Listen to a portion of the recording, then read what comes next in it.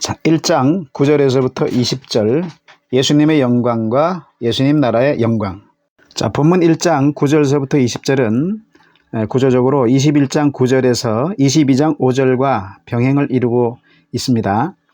그래서 두 본문 각각 또 두 부분으로 나눌 수가 있는데, 그래서 1장 9절에서부터 11절에서는 교회가 환난을 겪고 있는 가운데서도 끝까지 참음으로써 예수님 섬기는 그 영광에 참여한다는 관점에서 보여주고 있고, 이와 병행적으로 22장 1절에서부터 5절은 교회가 낙원에서 영원한 생명을 누리면서 하나님을 섬기는 영광에 참여하고 있다 하는 관점에서 보여주고 있습니다. 그리고 1장 12절에서부터 20절은 인자의 영광과 그 영광의 인도를 받고 있는 교회의 영광의 모습을 보여주는데, 특별히 그 교회의 영광스러움을 인자가 오른 손에 7뼈를 붙잡고 있고 7 촛대를 거니시고 있는 그 모습으로 비춰주고 있습니다.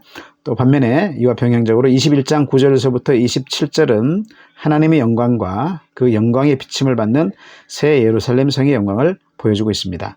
물론 거기에서 새 예루살렘 성은 교회를 상징하는 의미를 갖고 있기도 하고, 또 실제적으로 교회가 거할 거처로서의 하늘 도성을 가리키기도 합니다. 이 부분은 뒤에 가서 자세하게 좀 설명을 드리도록 하겠습니다. 자, 이렇게 해서 1장 9절에서부터 20절은 예수님의 영광과 예수님 나라의 영광을 보여주는 반면에 21장 9절에서부터 22장 5절은 하나님의 영광과 하나님 나라의 영광을 보여준다라고 말할 수가 있겠습니다. 자, 그래서 1장 9절에서부터 20절은 교회가 구원의 시작 지점에서 예수님의 영광에 참여함으로써 그 나라의 영광에 참여한다는 사실을 보여주고 있고, 또 21장 9절에서부터 22장 5절은 교회가 구원의 완성 지점에서 하나님의 영광에 참여함으로써 그 나라의 영광에 참여한다는 사실을 보여주고 있습니다. 그래서 1장 9절에서부터 20절에서는 땅에 있는 교회가, 지상에 있는 교회가 예수님처럼 죄의 세력, 사탄의 세력을 이기고 예수님 영광에 참여하게 된다. 그래서 예수님 영광에 참여함으로써 예수님 나라가 시작된다 하는 시작된 성취의 관점에서 보여주고, 또 21장 9절에서부터 22장 5절에서는 그 승리한 교회가 최종적으로 하늘에서 하나님의 영광에 참여함으로써 구원이 완성된다 하는 관점에서 완성된 성취를 보여줍니다. 여기서 제가 시작된 성취와 완성된 성취라는 말을 썼는데요. 이게 무슨 뜻이냐면은 신약시대 예수님이 초림하셔서 이미 구약의 모든 약속된 것이 성취되기 시작했습니다. 그런데 이 성취는 예수님의 초림으로 단회적으로 그 순간에만 이루어진 게 아니라 예수님의 초림 때부터 재림 때까지 하나님 나라가 시작되어지고 완성되기까지 전 과정이 다 성취의 과정에 포함됩니다. 그래서 예수님이 초림으로 말미암아서 하나님 나라를 시작한 것은 시작된 성취라고 말을 했고, 재림으로써 완성하는 그 시점을 완성된 성취라고 제가 지금 용어를 쓰고 있는 것입니다.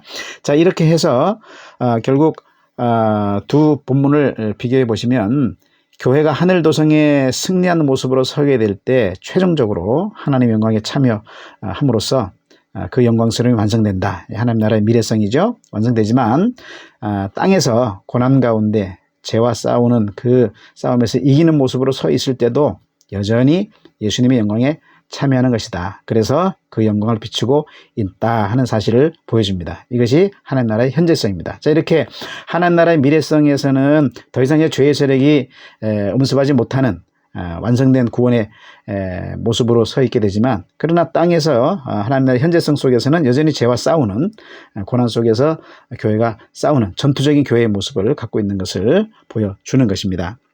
그래서 우리가 결론적으로 승리한 교회는 땅에서나 하늘에서나 영광스러운 존재들이다 하는 사실을 계시록이 우리한테 보여준다고 말할 수가 있습니다. 우리는 최종적인 영광의 완성에 도달할 때만 교회가 영광스럽게 되는 존재다라고 생각하기 쉽지만, 사실은 지금 이 땅에 있는 고난 속에 있는 상황에서도 우리가 죄와 싸워서 이기는 모습으로 서 있는 그 모습이 지금 하나님 보실 때는 또 영광스러운 교회의 모습이다 하는 사실을 알 수가 있게 되는 것이죠. 자, 그럼 1장 9절에서부터 11절에서 교회의 환란에서의 참음을 통한 예수님 섬김의 영광에 대해서 살펴보겠습니다. 자, 앞에서 말씀드린 대로 1장 9절에서부터 11절은 주의 초림을 통해서 구원의 시작을 이룬 교회의 모습을 보여준다고 할 수 있고, 22장 1절에서부터 5절은 주의 재림을 통해서 구원의 완성을 이룬 교회의 모습을 보여준다고 할 수 있습니다. 그리고 1장 9절부터 11절에서는 그래서 땅에 있는 이 교회 입장에서는 아직 교회의 구원이 완성되지 않았기 때문에 아직 영적 전쟁을 여전히 실행해야 된다. 그래서 복음시대 동안에 영적 전쟁을 계속 수행해야 된다는 사실을 보여주고 있고, 반면에 22장 1절부터 5절에서는 예수님의 눈으로 볼 때는 이미 교회의 구원이 완성되고 하나님 나라가 완성이 됐다 하는 관점에서 보여줍니다. 그래서 주의 재림으로써 영적 전쟁이 수행하는 일이 완성되고, 또 영원 세계에서 계속적으로 그 제사장직 왕직을 수행하게 된다는 사실을 보여준다고 할 수가 있겠습니다. 자, 그래서 우리는 이미 하나님 나라의 보좌에 앉은 승리자가 되었지만 그리스도 안에서, 그러나 여전히 아직은 그 완성을 향한 땅에서의 영적 전쟁을 수행하는 자리에 있다는 사실을 우리가 명심해야 됩니다. 자, 1장 9절에 보시면 요한은 예수의 환난과 나라와 참음에 동참하는 자라고 말합니다. 자, 여기서 예수의 환난과 나라와 참음이라고 하는 말은 구조적으로 보면 A, B, A-의 구조로 되어 있는 것을 볼 수 있습니다. 그래서 이 말은 예수의 나라 중간에 있는 예수의 나라에 우리가 참여하기 위해서는 환난이 필수적이고 그 환난을 참아야 된다. 그래서 환난을 참음으로써만 우리가 예수님 나라에 참여한 삶을 살 수 있게 된다는 사실을 암시해 줍니다. 그래서 여기서 요한이 예수의 환난과 나라와 참음에 동참하는 자라 하는 말을 한 것은 신앙의 소극적인 측면을 지금 보여주는데요. 그래서 하나님의 말씀과 예수님에 대한 믿음을 지킴으로 인해서 오는 환난, 그 환난을 인내함으로써 승리한다 하는 것을 간접적으로 암시해 줍니다. 자, 그래서 이 하나님 말씀과 예수님에 대한 믿음 때문에 환난을 겪게 되는 모습은 12장 1절부터 14장 20절에 보시게 되면 좀 구체적으로 이제 나타납니다. 그래서 거기 보시면 세상 나라와의 내적 싸움에서, 다시 말해서 복음 사수하는 그 싸움에서 승리하게 되고, 그래서 하나님 나라의 영광을 누리게 된다는 사실을 보여줍니다. 그래서 12장 1절부터 14장 20절은 오늘 본문 1장 9절 이 상반절을 확대 설명해 준 것이라고 볼 수 있고, 오늘 본문 1장 9절 상반절은 그 12장 1절부터 14장 20절까지를 축약한 것이다 라고 볼 수가 있겠습니다. 그리고 동시에 요한은 하나님 말씀과 예수를 증언함으로 인해서 오는 환난을 또 인내함으로 승리한다라고 말을 하고 있죠. 자, 이거는 신앙의 적극적인 측면을 보여주는 것입니다. 자, 이것은 10장 1절부터 11장 13절에서 세상 나라와의 외적 싸움, 다시 말해서 복음 전파하는 싸움에서 승리하게 되고, 그래서 예수님 나라의 영광을 누리게 된다는 관점을 보여주는 본문과 관계가 됩니다. 그래서 10장 1절부터 11장 13절은 오늘 본문 1장 9절 하반절을 확대 설명해 주는 본문이라고 할 수 있고, 본문 1장 9절 하반절은 10장 1절부터 11장 13절을 축약한 본문이라고 할 수가 있겠습니다. 자, 계속해서 1장 10절에서 요한은 주의 날에 내가 성령에 감동되어 내 뒤에서 나는 나팔소리 같은 큰 음성을 들으니 라고 말합니다. 자, 여기서 말하는 나팔소리 같은 큰 음성은 예수님의 큰 음성을 의미하고, 이 음성은 교회에게는 듣고 지킴으로써 승리해야 한다 하는 영적 전쟁을 요청하는 음성이라고 할 수 있고, 대적자들에게는 심판을 행하겠다라고 하는 영적 전쟁을 선언하는 음성이라고 할 수가 있겠습니다. 이것은 뒤에 7 나팔 불매 재앙에서 좀 자세하게 나타나는데요. 7 나팔 불미, 바로 교회한테는 하나님 말씀을 끝까지 듣고 지킴으로써 승리해야 한다는 영적 전쟁을 요청하는 음성이 되고, 또 대적자들한테는 심판을 행한다는 영적 전쟁을 선언하는 음성과 같은 역할을 한다는 사실을 보여주고 있는 것입니다. 자, 계속해서 요한은 이 음성이 내 뒤에서 나는 음성이라고 말을 하고 있는데, 자, 이것은 주님의 음성이 바로 지금까지 보이지 않게 교회를 보호하고 양육하셨다는 사실을 암시합니다. 주의 말씀이 교회를 보호하고 양육하셨다는 사실을 암시하고 앞으로도 그렇게 하실 것을 전망하게 합니다. 그래서 12장 6절과 14절에 보시면 교회가 복음시대 동안에 1260이라고 거기에서 상징적으로 묘사하죠. 복음시대 동안에 광야에서 하나님 말씀으로 양육받는다라고 묘사해주고 있는데 이 사실은 바로 교회가 복음시대 동안에 하나님 말씀으로 계속해서 보호받고 양육된다는 사실을 암시해 주는 것입니다. 자, 그래서 영적 전쟁의 승리를 위해서는 이 주의 말씀을 잘 공급받아서 그래서 죄와 세상을 이길 무기로 삼아야 된다 하는 사실을 여기서 암시해 주고 있는 것입니다. 자, 1장 11절에서 주님께서 요한으로 하여금 보고 들은 것을 두루마리에 써서 7교회에 보내라고 하신 이유가 바로 여기에 있게 되는 거고, 또 1장 3절에서 이 예언의 말씀을 읽고 듣고 지키는 자들이 복이 있다라고 한 이유도 바로 여기에 있는 것입니다. 자, 그래서 교회는 예수님께서 들려주시는 그 음성, 그 말씀에 집중해야 영적 전쟁에서 승리할 수 있다는 사실을 명심해야 하는 것입니다.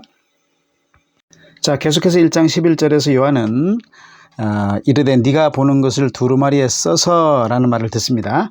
자, 여기에서 이 쓰다, 써라, 기록하라 하는 말인데 이것의 기본적인 뜻은 이것을 기록해 두라 하는 뜻입니다. 그래서 이것은 구약 선지자들이 하나님으로부터 계시의 말씀을 듣고 그것을 증언할 뿐만 아니라 써서 예언서가 되게 한 것처럼 바로 이 계시록도 계시지만 증언한 말씀이 되고 기록된 말씀이 되는 선지적인 메시지가 되게 한 것이다 하는 사실을 알 수가 있습니다. 그래서 요한계시록 전체가 선지적인 메시지인 것처럼 이 본문 2장 3장도 선지적인 메시지다 하는 사실을 알 수가 있게 됩니다.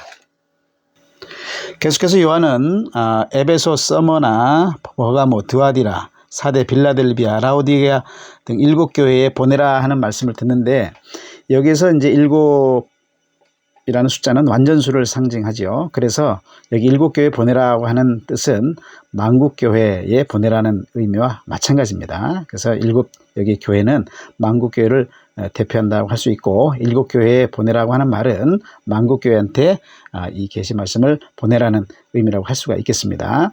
자, 이 사실은 22장 16절에서 예수님이 내가 교회들을 위해서 이것들을 증언하겠다라고 말씀하시는 것에 의하면 분명해지고 또 이 7교회가 7영 또 하나님을 성령을 가리키는 7영, 그 다음에 7인, 그 다음에 7나팔, 7대접과 평행관계를 이루고 있다는 사실에 의해서도 분명해집니다. 왜냐하면 계속해서 7영, 7인, 7나팔, 7대접이라는 말은 상징적인 의미로 우리한테 계속해서 묘사해주고 있는 것이기 때문에 여기에서 7교회도 상징적으로 만국교회를 대표하는 숫자로 쓰고 있다는 사실을 알 수 있기 때문에 그렇습니다.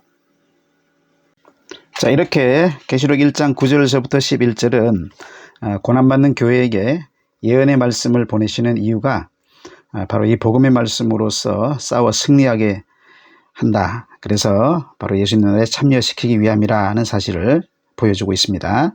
자, 다시 말해서 우리가 예수님 나라에 동참한다는 것은 복음을 사수하고 복음을 증언하는 사명을 수행한다는 것을 보여주는 것이고 그 사명을 수행할 때 사탄의 박해와 미혹이 일어나게 되고 우리가 그 환난을 겪게 될 때 참음으로써 인내함으로써 승리해야 된다는 사실을 보여주고 있는 것입니다. 계시록 14장 12절은 성도들의 인내가 여기 있나니 그들은 하나님의 계명과 예수에 대한 믿음을 지키는 자니라고 말씀합니다. 자, 우리 교회는 어떤 상황에서도 예수님을 섬기는 존재로 부름받았다는 사실을 명심해야 합니다. 그래서 끝까지 예수님을 섬기는 자리에 서서 주님 오시는 그날까지 우리의 믿음을 지켜야 되겠습니다. 자, 지금까지 수고 많으셨습니다. 제가 잠깐 여러분에게 좀 권면의 말씀을 하나 드리겠습니다. 여러분 제 유튜브 청취해 주셔서 감사하고 또 제 도서를 구매해서 읽어주시는 점에 대해서 감사의 말씀 먼저 드립니다. 그리고 제 혹시 유튜브 강론이나 제가 쓴 책을 읽으시는 분들 어디까지나 이것은 계시록에 대한 정확한 이해를 위해서 제가 강론한 것이고 또 집필한 책입니다. 그래서 먼저 성도님들께서 계시록을 충분히 읽으시기를 좀 권면드립니다. 그래서 주님의 계시를 알고자 하는 간절한 마음으로 제가 원하는 것은 계시록 전체를 한 10독 이상 정도 하셨으면 좋겠다 하는 말씀을 드립니다. 그래서 10독을 하시면서 그때 책 뒤편에 있는 도표를 통해서 전체적인 구조를 머리에 그리면서 청취하시고 읽으시면 아주 훨씬 효과적일 것입니다. 그리고 각 본문의 유튜브를 청취하시기 전에 해당 본문을 한 번 더 충분히 읽으시고 청취하시면 더 좋겠습니다. 그 후에 본문에 해당되는 책의 내용을 읽으시면 계시록 전체의 구조 속에서 그 본문이 말하는 뜻을 보다 더 선명하게 이해하실 수 있을 겁니다. 이 과정을 거치시게 되면은 계시록이 흥미진진하게 펼쳐지고 또 환하게 보여질 수 있을 겁니다. 충분히 여러분들이 생각하실 수 있는 점이겠습니다만 혹시 놓치시는 분이 계실까봐 하는 마음에 이 말씀을 드립니다. 네, 그러면 오늘도 수고 많으셨습니다. 감사합니다.